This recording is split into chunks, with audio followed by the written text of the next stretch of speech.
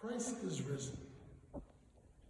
In my first years as a missionary priest in post-communist Albania in the early 1990s, my wife and I spent our first Holy Week and Paschal in the villages of southern Albania, traveling from church to church, offering services to a generation of people that had never experienced any type of liturgical services in their lifetime. What an unforgettable Holy Week and Paschal we experienced. Traveling from church to church, meeting people who were crying because they were entering the churches and meeting a priest for the first time. It was a reminder to us of why we came to Albania, to help Archbishop Anastasius of Albania to resurrect an ancient church that had been persecuted like no other church in the 20th century. On Paschal night, we celebrated in the All Saints Church in the village of Himana. It was one of the few churches that hadn't been destroyed. And on that night, the midnight service, there were literally hundreds of people in the church coming in, flocking in, not knowing why, not knowing what they were experiencing. Some of them were coming in, smoking their cigarettes, lighting their cigarettes on the candles in the narthex. And they were chatting with one another like they were in a bazaar, oblivious to what was happening in the liturgical service. I tried to quiet them down, but then I realized this is why we came to Albania, to proclaim the good news of the resurrection to a generation of people that hadn't heard about God, that weren't allowed to even mention the name of God for the previous 24 years. During this week, I had one of my students with me traveling around, and he told me an interesting encounter he had with his parents one day as they were watching the movie Jesus of Nazareth that was being shown on the state television. For the first time, his parents were watching the life of Jesus, and when it came to the resurrection of Christ, his father was of Orthodox tradition and his mother was of Muslim tradition. But as they watched the resurrection in Jesus of Nazareth, the mother was touched by the whole movie, by the life of Christ.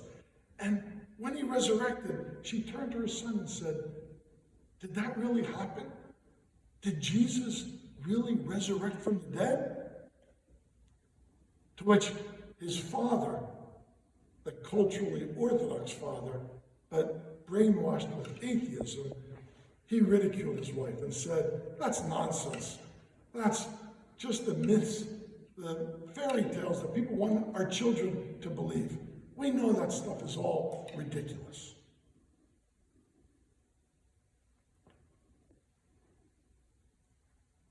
The next day on Paschal, we were celebrating our Paschal meal with a roasted lamb with one of the villagers when we got news that a neighbor had just died. And the family heard that there was a priest in the village and asked, could the priest come and say a prayer for the soul of their departed mother? So I go to the neighbor, I walk into the house where the dead body is, in one room with all the women around the body, and I say some prayers and offer some words of comfort. Then I go to the next room, it was full of men, smoking their cigarettes, drinking their raki, and I was a young idealistic priest. And I thought, this is a great opportunity to preach. So I talked to them about what it means to die on the day of resurrection, the day when we cry out, Christi unjao, Christ is risen, Christos anesti. And we repeat again and again, Christ is risen from the dead, trampling down death by death, and granting life to those in the tombs. As I'm preaching a word, one of the men there, who happens to be the son of the woman who just died, he says to me, "Ele papuli, come on, old man," as he was calling the priest.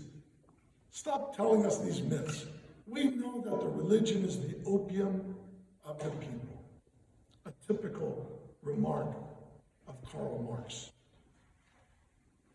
"Well," I responded, "you may believe whatever you want, but for us Orthodox Christians, the resurrection is the foundation of our faith. As St. Paul said, If Christ didn't rise from the dead, then we are all fooled, and our faith is nonsense. Yet we know that Christ has risen from the dead.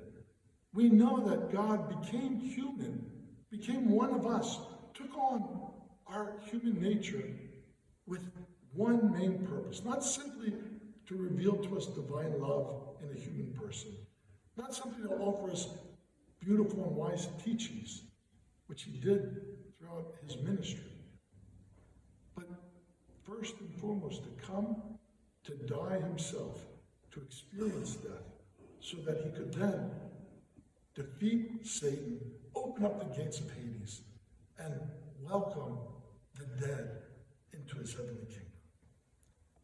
This is what our faith is all about. This is the center of our faith that I tried to preach for 10 years in Albania. And when I came back to our post-Christian reality, moving to New England, which during the past 20 years has become the most secular region of all of the United States, I realized once again we need to preach this good news of great joy, of Jesus resurrected from the dead, the victor over death, the victor over all darkness, evil, injustice, the victor over Satan himself. Does the resurrection of Christ, this good news that we proclaim as a church, does it impact our lives? Does it impact our worldview, the way we understand and see all that's around us? And does it transform how we live every day? Will the mercy and forgiveness, the love and grace, the hope and victory that radiates from the risen Lord be the spirit we carry throughout our lives? The choice is ours to decide. Will we embrace this truth, or will we live in denial of it? I quickly learned, coming back to America 20 years ago, that this good news of the resurrection is the center of what we must proclaim, not only as missionaries in other lands that had never heard about Jesus Christ, but also here in the 21st century. We need to hear this message. And this is the message throughout history that the church has proclaimed. Yes, the church has done many beautiful things. It has built schools and hospitals and clinics and done social work. It's been on the forefront of social justice throughout history. Yet the greatest gift of Jesus Christ is the good news that he offers to the world through his resurrection from the dead. Christ's resurrection is central to everything we believe. Again, as St. Paul said, if Christ has not been raised from the dead, then our preaching is useless and our faith is in vain. And we of all people are most to be pitied. It is the essential belief that the resurrection differentiates Jesus from all other religious leaders throughout history. None of those other religious leaders claimed to rise from the dead. Jesus rose from the dead, and through his resurrection, he destroyed the power of death for all humanity. The mystery of death is the greatest fear for countless people. We live in a world that tries to flat out deny death or ignore it. We live in a society. I have parishioners who are in their 90s and still want to believe they're going to live forever. They don't want to even talk about death because it is such a frightful thing for them. Followers of Jesus Christ, however, the risen Christ, we see death from a totally different perspective. We choose to live in the hope and the light of the resurrection. The Apostle Paul goes on to teach the Christians in Corinth. Listen, I will tell you a mystery. We will not all die, but we will be changed in the moment, in the twinkling of an eye.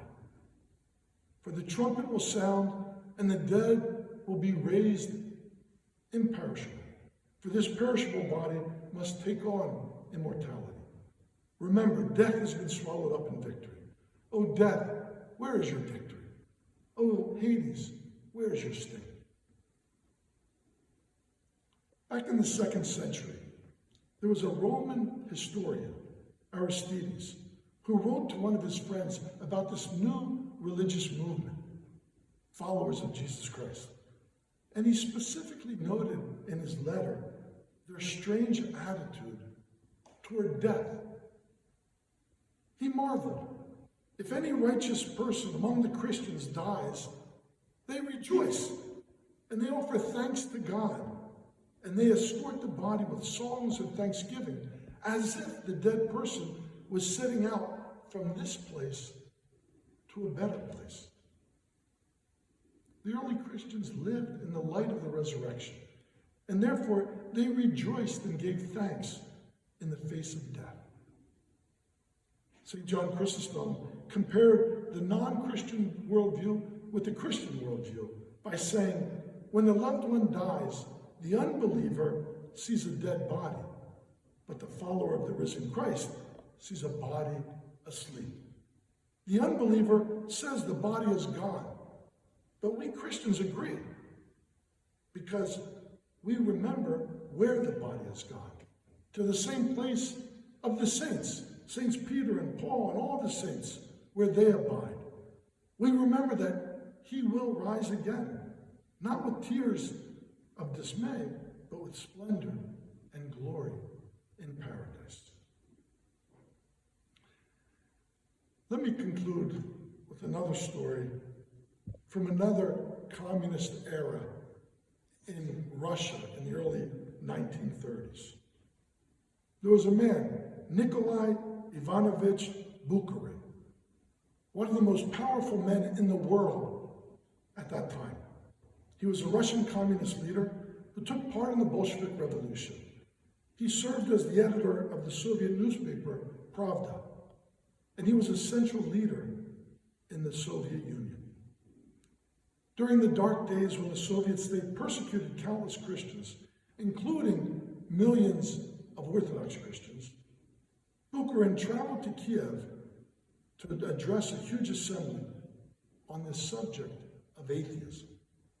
Addressing the large crowd, he aimed his heavy artillery at the church, hurling insult, argument, and proof against the faith. An hour after his talk, he looked out at what seemed to be the smoldering ashes of people's faith. Are there any questions? He demanded. Deafening silence filled the auditorium until one brave old peasant soul stood up. And when he stood up, he looked to his left, he looked to his right, and then he cried out, Christos Voskreser, Christ is risen, to which the entire crowd stood up and responded thunderously, Voistino Voskreser, truly he is risen. Christ is risen and death is defeated. Christ is risen and fear is vanquished. Christ is risen and suffering will not remain forever. Christ is risen and the gates of paradise are opened up to all. Christ is risen and Satan, with all his forces of darkness and evil, will not prevail. On this glorious day of Paschal, don't give heed to the voices in society that ridicule and reject the resurrection as some myth. Instead, choose to live in the light and the hope of Christ's resurrection. And never fear anything again, including death itself. Christ is risen, Christos anesti, Christos voskreser, Christos apophuka, Christi unjal. Truly, he is risen.